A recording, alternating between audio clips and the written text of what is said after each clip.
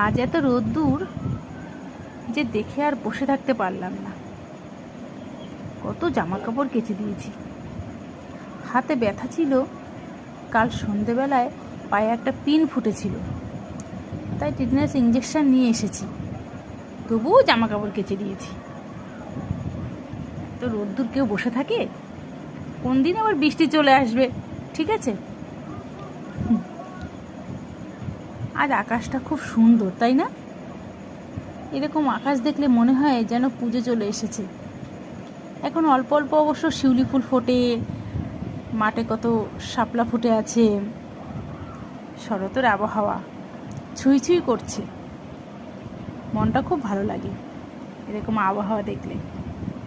বৃষ্টি হলে তখন মনটা ভেঙে যায়।